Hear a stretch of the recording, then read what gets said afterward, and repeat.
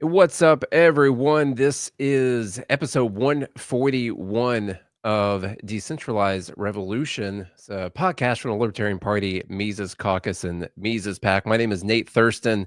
I guess I'm the host of tonight's show. I'm going to try to not screw it up. So, luckily, I'm hanging out here with Dan McKnight of Defend the Guard, Bring Our Troops Home. Maybe you guys have heard from Dan before, maybe you haven't. But Dan, how's your night going so far? Good, Nate. Thanks for having me on. I think we're gonna have a good time. With Aaron being gone, I think you and I are gonna take over the show. Yep. Aaron doesn't know what he is set forth by missing tonight. That's what That he might gets have for been having it. sick children. Sorry, buddy. I know. Okay, so maybe not everyone knows exactly who you are or what Defend the Guard is. So how about we start off with a little bit of your backstory and what Defend the Guard and Bring Our Troops Home actually are. Sure, absolutely. Bring Our Troops Home is a veteran-led organization. Our leadership is all combat veterans from the global war on terror. We started our organization in 2019 to lobby the United States Congress to reclaim their powers over the ability to take America to war. As most people know, Congress has not declared war like they're supposed to since 1942. And since that time, we've been in perpetual, endless wars of choice because the executive branch has drugged them into it. After about a few months of trying to lobby Washington, D.C., we decided that it was lost cause and we would have better luck fighting from more favorable ground in the states. And we quickly adopted this piece of legislation called Defend the Guard, which is state-based legislation that is constitutionally sound, that if passed would give the governors and the legislatures of the states, Idaho, Arizona, Texas, et cetera, the ability to withhold their National Guard troops from being called into federal service if the purpose is to fight in wars that have not been declared by Congress. And that's been our fight for the last 6 years. We've taken it to the states, and we've gotten the bill introduced in over 30 states so far in some form or fashion. And we are knocking on the door of putting it on a governor's desk, and it's going to happen. It's going to happen early, probably January, in maybe 1 or 2 states, and hopefully 2 or 3 more by the end of next legislative session. That's awesome. We so you and I spoke on my other show, Good Morning Liberty, like 5, I think it was in February actually That's when right. we spoke. And I'll be honest, I did a lot of research for the interview before we spoke because maybe it makes me a bad libertarian. I didn't realize that the National Guard had been brought into so many conflicts overseas. And so when it was like Defend the Guard, I was like, isn't that what we use those here in America, right? I didn't realize that this was a thing that so many of them went overseas. And of course, I've looked into it. Someone I went to high school with was in the National Guard and died in the Middle East, actually. I Why don't you give people some of the details on that? Maybe someone else is uneducated like I was. Sure. Yep. It's not that you're uneducated. I think that you just simply thought what most of us do. The National Guard has been codified over the last 100+ years to replace the word in the Constitution, militia. So the militia is the active guard, or the guard is the active militia, I should say. So for all intents and purposes, anytime you see the word militia in the Constitution or in federal law, it's referring to the National Guard. And the militia or the National Guard exists constitutionally for 3 purposes: to repel an invasion, to put down an insurrection, and to enforce the laws of the Union. That's in the Constitution. Then in federal law, the National Guard or the militia can be called forward by the president or by Congress for very specific purposes. One of them, the most important one, the first one on the list, happens to be to fight in overseas wars that are declared by Congress. It says it right in the federal law. And like I said, that Congress hasn't declared war since World War II. And since that time, the National Guard has been drugged into these endless wars of choice. But it started really escalating in 2002 and 2003 with the Bush-Cheney-Rumsfeld regime, when they activated all of the troops to fight in Afghanistan, and then they backfilled all of the active duty positions with National Guardsmen, which is the way the system's supposed to work. And then they looked down at those National Guardmen sitting around, and they had lustful eyes, and they wanted to send more American bodies into more wars overseas. So they decided to start another war in Iraq. They lied us into one, and off the National Guard went. And they've been part of the Permanent Expeditionary Force since 2002 without a proper authorization from Congress. And so in the global war on terror, about 45% of the boots on the ground in Afghanistan, Yemen, Syria, Iraq, Lebanon, all of the countries that we've been fighting in the global war on terror, about 45% of the troops on the ground have been from the National Guard. and they make up about 18 to 20% of the total deaths. And the thing about the National Guard is they are the easy button for this empire building, because they go home, they go back into their communities, they have to treat their own wounds at their own expense, their own medical facilities. And then about 6, 8, 10 months later, they're given another notice that they're going to deploy again to some other war. And so about a year later, they deploy again. And the National Guard has never been meant to be used that way at all. They are an auxiliary force that is meant to be a reserve component of the active duty military. And the National Guard should fight and can fight and win America's wars, but it should require a little bit of thought by Congress and a proper authorization. And so that the National Guard is turned into this permanent expeditionary force that the federal government gets to have on the cheap, because they don't have to pay their full-time wages and salaries and benefits, because when they're home, they put on their teacher's suit or their police officer's uniform or their contractor's belt, and they go out and work real jobs. Not that the military is not a real job. I should be careful I don't get butchered by all my military brothers. So in a way, and I think a lot of libertarians need to realize this. If you weren't up on it like I wasn't like 6 months ago, the National Guard has been used to facilitate and further our empire building by being this easy button, like what you're talking about. And like you said, 45% boots on the ground. It sounds like they really wouldn't be able to do what we've seen over the last 20 or so years without pulling in those National Guard troops, which is why things like Defend the Guard are so important. That's right. And if you look at the most recent example, Syria, it was one of America's longest wars. In fact, if you still consider it ongoing, it is the second longest war in American history. When that war started, President Obama actually went to Congress and asked for them to give him authorization to go to war in Syria. Congress said, no, we're war weary. We've been in Afghanistan and Iraq for 10, 12 years. We're not going to give you that authorization. And President Obama went back and said, screw it, we're going anyway. And when that war started, about 3% of the boots on the ground, there's some estimations as high as 7%, were actually National Guardsmen. But when that war ended, or when the Assad regime fell in December of last year, between 53 and 58% of the boots on the ground at that time were from the National Guard. And it's the active duty army starts the wars that the president decides, and then the president decides to take them on to the next shiny object. Think George W. Bush in Iraq, and what's left there but the National Guard to stabilize the empire and the expansion, the occupation of whatever country that the active duty military is left behind. And it puts our National Guard troops in a really, really bad place. And I think the most recent deaths in the global war on terror were National Guardsmen and reservists in Tower 22 on the Eastern Front in Syria. And their building was attacked and they were killed. And this was maybe last February or March. And they were from Arizona and South Carolina and Georgia. And so that's how the National Guard's been drug into this thing. And it's unfortunate. I don't think you'll ever find a National Guardsman that doesn't say, if my country actually needs me, call me. I mean, we will. We're there to fight America's wars and defend the homeland and apple pie and baseball and all those things. But we just ask that you not send us off to fight in some hellhole without even being willing to put your name on the line first. It's so crazy, this idea of declaring war. You know, we've had some stuff happen over since we last spoke. There's been some military actions that have taken place, and I guess one thing I did know I wanted to ask you was, I know when we spoke back in February, we were both very excited for what was about to come our way. And I don't want to speak for you. I probably, I guess I expected a little bit better from political rhetoric, which, I don't know why that would happen, but I'm not really sure. It sounds really dumb when you say it out loud. I guess my main question is, we were very excited in February. Have things gone better or worse, or as expected, as what you were expecting at the beginning of this administration? Yep, I'm going to start at the silver lining and work my way backwards to reality. I am incredibly relieved that America's involvement in Iran-Israel conflict war was 12 days.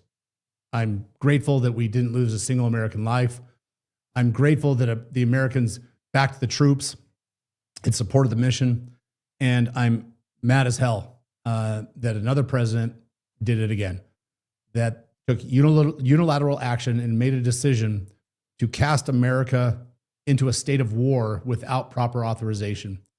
The president has the ability to respond to actual real threats to Americans, American lives, American property, the homeland, but does not have that same authority to go overseas and begin a hostile offensive war of choice without authorization.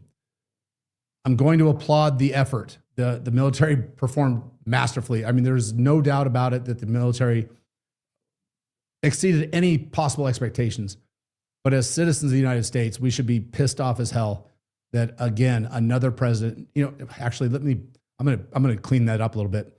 We should be mad as hell that Congress allowed another president to drag us into war without putting their name on the line. And you'll hear all the arguments that you can't trust 435 members of Congress to discuss, debate, vote on, and not leak the war plans.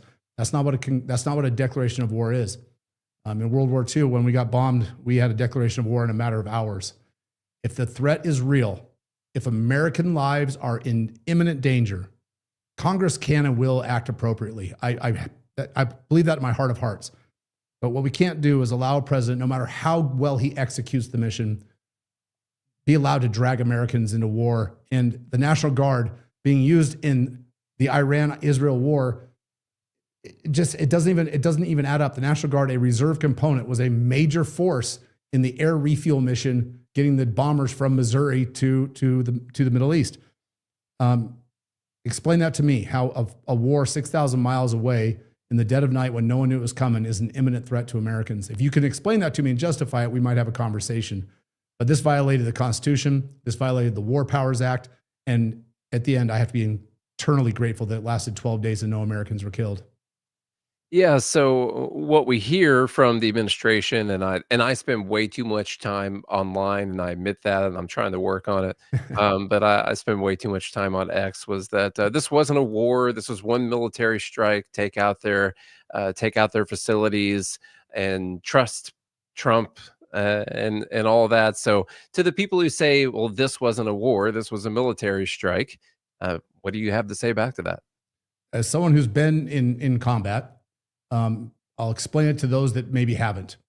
When you hear that crack in the whiz of a round fired over your head, you know you're in war, whether some politicians put their name on it or not. Putting Americans into a war environment is the same as committing acts of war. Excuse me. And to say that because there was no declaration of war, that means we're not in a war, tell that to the veterans of Korea, of Vietnam, of Desert Storm, Libya, Lebanon, Grenada, Afghanistan, Iraq. Just because war wasn't declared, does that mean it wasn't a war?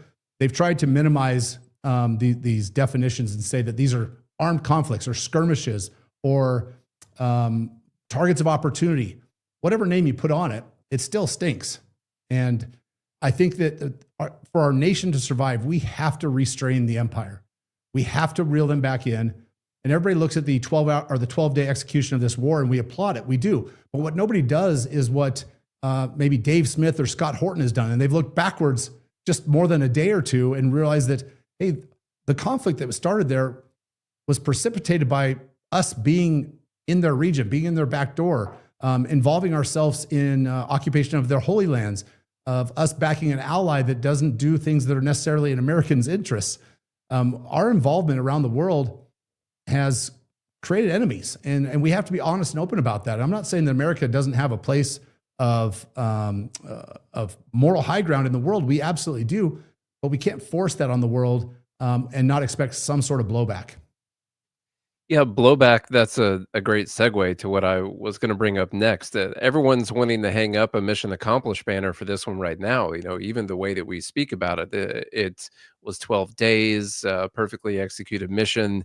But of course, we're on a very small time scale right now. For all we know, there will be blowback. There will be repercussions for this strike, and then maybe it could be far enough down the road that we'll forget about why it even happened. When 9/11 happened, of course, there were reasons given, and some of those things had taken place decades before 9/11. And so there's no way of knowing that this was just some perfectly executed mission that has no blowback or no repercussions, and it's all fine and dandy. We might not know that for 10 years. you Yeah, know? it's very, very likely. And the damage assessments that have come out have been mixed, right? I mean, uh, let's take the best case scenario, that everything that the administration has put out is accurate, that we completely destroyed their nuclear program, set it back generations, that we've destroyed the facilities, they've collapsed on themselves, and they're completely useless. And Iran was so caught off guard that it decapitated the head of their government, even though he didn't kill a single Iranian, according to all reports. But Israel had decapitated the leadership of Iran. And Iran was so impotent that they responded by calling us on the phone and giving us the exact location of where they were going to fire their last remaining weapons. Okay, that's the best scenario. It's great. It still leads me to this point. Just because President Trump and Secretary of Defense Pete Hegseth and the men and women in the military today executed flawlessly, what happens when the next Joe Biden is the president and he has the same authority to unilaterally attack another country that is not an imminent threat to America, and they have the same incompetent leadership that we had over the last 4 years with Lloyd Austin and Mark Milley? What do we do then? Maybe it's not a 12-day war next time because the leadership sucks. Maybe we're dragged into another 20-year conflict. Maybe another 3,000 Americans die. Maybe a bunch of innocents are killed in Iran. Maybe the return fire into Israel is kills people. The fact that we had competent leadership this time does not excuse the fact that we used an authority that wasn't theirs to use. And we cannot allow that to happen going forward. And the only way to fix that is the Americans need to rise up. And we're not going to rise up in DC. You have to rise up in your states, in your capitals, in your neighborhoods with your representatives at the state level, your state senators, your governor, and demand that your state, your sovereign state, not participate in this empire building around the world. And they keep their National Guard. They interpose between an overreaching federal government and your militia, your National Guard from your state. It's the only way we're going to be able to stop this. Do you find that it's easier to move these bills along when there's Republican in charge, when Republicans are in charge or Democrats in charge? Like, I would imagine if they're Democrats in charge, similar to what you were just saying, a lot of Republicans would say, well, I don't want this incompetent Joe Biden being able to send these troops into a needless war, and maybe vice versa with Democrats. Maybe Democrats are more than willing to take these powers that Trump doesn't have but uses to take these powers away from Trump. Like, do you find it's easier given who's in office? I find it different and exactly the same. When the Democrats are in office, they show their true colors. They are the war party. They claim to be, the classical liberals. The Democrats of the 60s and 70s were the anti-war party. They weren't. If you go back and look at historically the Democratic Party, they have been just as pro-war as the Republicans, except when they opposed the political conflict of combating communism in Vietnam. They were anti-Vietnam War because it fought communism. Once Vietnam was over, they went right back to being the war party again. You look at the neocons in the conservative movement, the Republican movement, and they were the Trotskyites from the radical left that came to the Republican side because they found home. They thought that they could get their bloodlust fulfilled on the right side of the political spectrum. So it doesn't matter who's in charge, but I'll tell you, we do have more progress moving the bill along in states that have red legislatures or Republican legislatures. But all we're doing right now, it's a bit of a tease for us because we're able to move it along because we find liberty legislators that sponsor the bill. And we're talking people that in most places, if it wasn't considered a dirty word, would be libertarian, but they're Republican, that just lean extra liberty, the Ron Pauls, the Tom Masseys, people like that in the state level. And we find them, they sponsor our bill. They're influential because they speak truth. They have principles. They stand firm to the Constitution, and they're able to move the bill along. And then it just gets to a point where liberty runs into establishment. And establishment, for anybody that's listening, equals war. Establishment party, the uniparty, they love war. There's never been one they didn't like. And so it's just a little bit of a tease. So the progress is the same. It just gets to the end faster with the Democrats when they're in charge. We just hit the roadblock sooner. With the Republicans in charge, we make it all the way through the liberty faction of the party before we hit the establishment and run into a roadblock.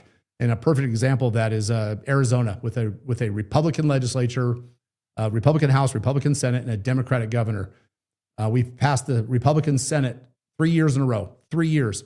And each year it goes to the Republican House and we run into a different obstacle. The first 2 years, It was Representative Payne, a Republican, America First MAGA guy, who was the chairman of the Transportation and Defense Committee, and he stonewalled the bill and killed it before it even got to the committee floor. And this year we got it through the committee with a 35-year sergeant major who was retired, John Gillette, who actually called his contacts at the Pentagon and asked how they thought about the bill. And they told him on the phone, and he testified in the legislature, that they had no problem with the bill whatsoever. It wouldn't affect anything as far as funding for the states. And John Gillette pushed that bill through the House committee and ran into Republican MAGA America First Speaker of the House, Steve Montenegro, and he killed it. He stonewalled it. He put it in his pocket. He wouldn't let it see the light of day for 4 months. And so the end result has been the same, Republican or Democrat. It's just with the Democrats, we get there faster and pivot our fight to somewhere else. And Republicans, we drag out resources and time and build mountains of frustration.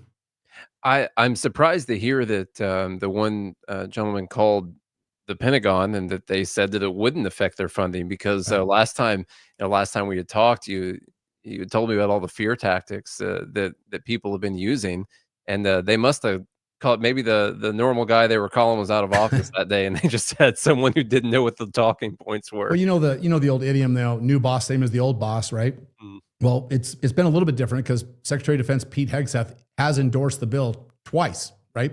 Publicly on Fox News last January. January of 2024. And then in December of 2024, with me personally at a dinner in West Palm Beach, Florida, he expressed his support for the bill. So it's possible from when John Gillette from Arizona was calling the Pentagon, the instructions from Pete had finally trickled down through the ranks that this is not something we are going to oppose. The Constitution is never something we should oppose, and telling lies about funding going away if this bill passes stops here. And for all the trouble that Pete's had as SecDef so far, and he's had his share, I still believe he is true to his principles. And when he said he supports the bill, he does. He's a National Guard officer. He's a constitutionalist. He writes about enumerated powers in his books. And like I said, him and I had an incredible conversation where he endorsed it. So I think that's probably what happened when John called is, new boss, not the same as the old boss, finally trickled down through the ranks. I was gonna ask if you still gave the people in the administration, Pete Hegseth and Trump himself, the benefit of the doubt when it comes to because I always saw them as fairly anti-war. I know there's going to be some war, but more on the anti-war side. And then we got that leaked signal chain, and it didn't seem like there was a whole lot of anti-war conversation going around inside of that, and so that was fairly disappointing. That's another thing that's happened since last time we talked. Like when you see something like that, does it disappoint you, or you're like, I get it, it's the job, how does that hit you? I'll tell you, there's certain degrees of morality in the world. And if you are part of an organization or you hold a position and you disagree with policy, you can fight to change the policy from the inside. I think that's a relatively high level of morality. You can refuse to follow orders and remain in the organization. I feel like that is a very low level of morality. Or you can resign and affect change from the outside and resign on your principles. And I think that's the highest level of morality. And I think by someone saying, I'm just doing my job, it's akin to the German soldiers in World War II. It's akin to the police officers that stood by watching when there was, the unnecessary violence in the Rodney King protests back in the 90s in LA. It's akin to the doctors during the COVID lockdown that just did their job. You don't understand. I have to provide for my family. I feel like that is a very, very, very low, probably the lowest level of morality there is. I'm just following orders because men of principle are required in times of crisis to hold to their principles. And so I do hold Pete a little bit, his feet to the fire on this one. He is in a position where he attempted to influence and keep America out of war. But when the decision was made to go, he bought in. And he is not the political leader of the military. He is an appointee. He is a position. He is a yes man. He follows orders and he delivers and executes on those orders. And I think that we can demonstrate that Pete is doing his job well by the fact that, the 12-day war, the complete annihilation of Yemen, and when they were bombing them a couple months ago, the lethality of the military, the recruiting numbers of the military. He's doing his job as a manager of the military. And we're not privy to the backroom conversations between him and the president, but from all accounts, he, JD Vance, Dan Caldwell before he got fired, Tulsi on the inside are keeping the American drum wars of drum in a dull beat. And if it wasn't for those few, I think we could be in a runaway situation with war after war. You look at Ukraine and Israel, Gaza, Iran, China. There's so many places right now we could be fighting that, and we're not. And so I'm going to say that their influence is being felt. And it's a little bit idealistic and altruistic of me to think that getting one of those people or three of those people into an administration was going to stop the endless wars altogether. Was a little bit Pollyanna. And I realize that, and we live in reality. But right now we're making progress, and I'm going to take it, and we're going to hold on to it and continue fighting harder and double down. Yeah, and to their credit, as we've said before, I mean, this 12-day war, while we disagree with it, disagree with the actions, we did just conduct that one strike on those facilities, and I'm not minimizing how big of a deal that is, but I was very worried at that time that, oh, this is it. They're going to retaliate. We're going to retaliate, and they're going to retaliate, and we're in a war. And I thought it was about to spiral out of control at that time. And for whatever reason, it didn't. And maybe Trump and Hegseth and all those guys, like, those are the people that can pull that kind of thing off. But as you mentioned earlier, you're not saying that they can do stuff like this. You're saying that the president can do this stuff like this. So then you got to ask yourself, well, do you want Kamala Harris doing that? Did you want Joe Biden's auto pen deciding to do that? No, you probably don't. So we got to be very careful. The power. I'd say we just stick to the Constitution. Probably a good way to go about it. That's right. We're very consistent in our messaging, and just because our guys won the last election doesn't mean that we can stop being consistent. And I think you've seen enough from our organization. We do not beat the anti-war drum. We beat the anti-unconstitutional war drum, and it's a distinct difference because me and my buddies, we were the warriors that fought in the global war on terror. It's in our blood to protect America. We want to be the broad-shouldered, thick-chested, corn-fed Midwestern men that fight and win America's wars. That's what we wanted. But all we want is the proper respect and authority to do it the right way, and then give us a definition of success, then get the hell out of the way. Let us go do what we have to do and let us come home. It's not the war that ruins the empire. It's the staying and the expansion of the empire and the occupation and the rebuilding and the entrenching ourselves in places that just don't want us there. That is the ultimate destruction of the empire. And we saw it, if anybody that's on social media knows that the thinking of Rome scenario that's going around right now, how many times a day does your man think about the fall of Rome? Well, for me, it's constantly. It's all day, every day, because we're living it right now in real time. And that's all we ask is that if we do have to fight wars, give us a definition, give us an authorization, get the hell out of the way, and let us do it and come home.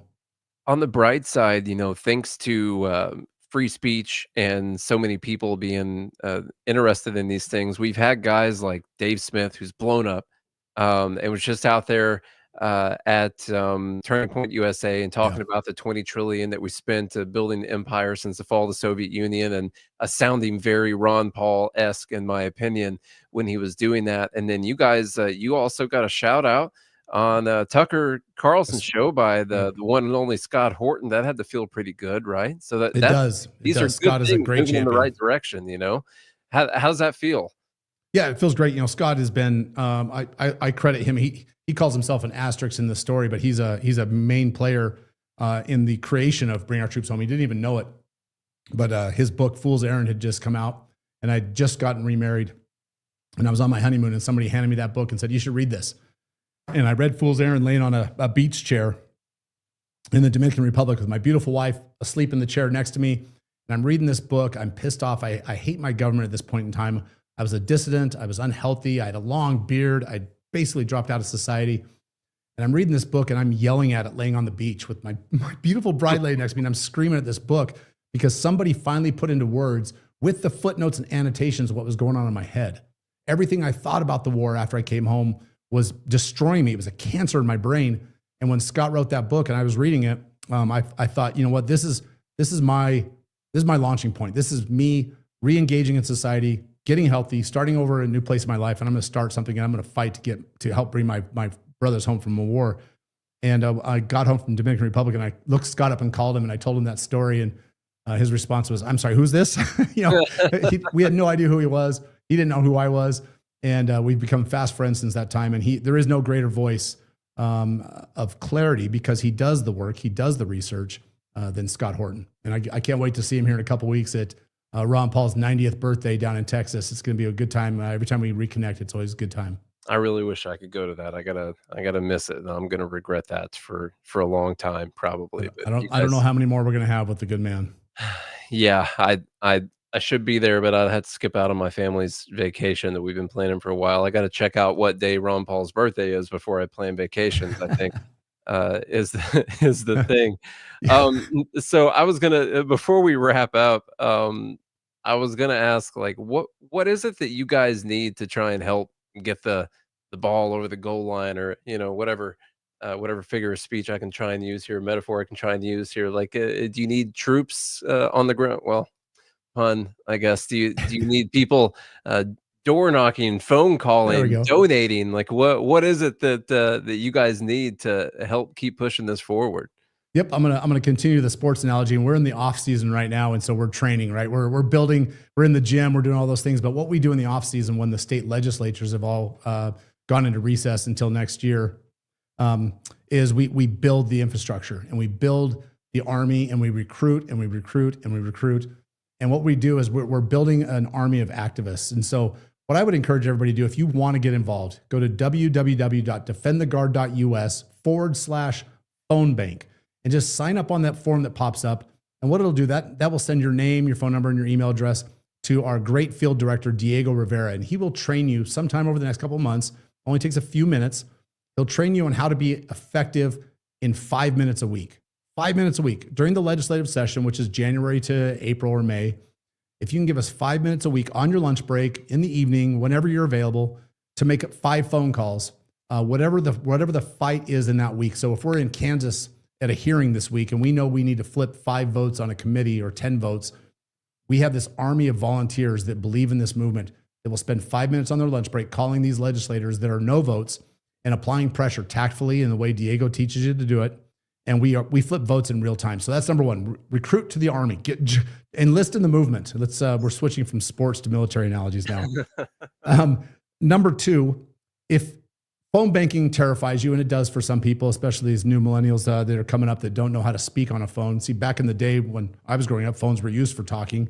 You can go to defendtheguard.us, and at the bottom, there's a form there, or actually, I think it's a pop down at the top of the menu now. You can click on that and enlist in the movement. And you can join our mail list and just get on a mail list so we can send you information about the next fight, about the state that is going in, about information that's happening, real world events. It's all focused on Defend the Guard and restraining American foreign policy. You're not going to get anything about transgenders in sports or tax policy or fiscal or sound currency or any of the other really great topics. Not from us, you're not. You're going to get one topic. It's Defend the Guard and American foreign policy. That helps you stay informed. It helps you stay educated. And then you can share those messages. And then follow us on Twitter at Troops Home US, and follow us there. And if you don't want to do any of that stuff, if you can go and click on the donate link at www.defendtheguard.us and give us $10 a month, $15 a month, $20 a month. We are an all volunteer organization except for 2 people who get paid to work full time, and they work full time year round, 60 hours a week. Every other penny we raise goes into these states for the fight. So if we're fighting in Washington, it's to help put boots on the ground in Washington and influence, show up for hearings in the legislature, hand out leaflets, work county fairs, work the Republican County Party committee meetings, all those things. That takes money and resources. And like I said, if you can chip in 15, 20, 25, 50, $100 a month, you'll be one of our best supporters. We call our remnant group. And the remnant are the people that remain true to are firm to the truth. They speak the truth when nobody else is listening, and eventually people will flock to your light. And that's why we call it our remnant. So if anybody's familiar with the Mises Institute, the story of the remnant in their library, that's where that reference comes from. And so those are the things: 5 minutes, $5, 5 phone calls. That's what we're looking for. Well, Dan, thank you. Thank you for coming and hanging out and for doing this audition for the co-host spot. I'm going to take it under consideration. for sure. I'll let you and Aaron know Perfect. who's going to make it in. But Dan, thank you so much for your time tonight. Kept it short and sweet. Got time to have dinner and all that. Excellent. I look forward to talking to you again, hopefully sometime in the near future. But thank you so much for your time. You bet. Thanks for having me. Appreciate it. All right, and I'm ending.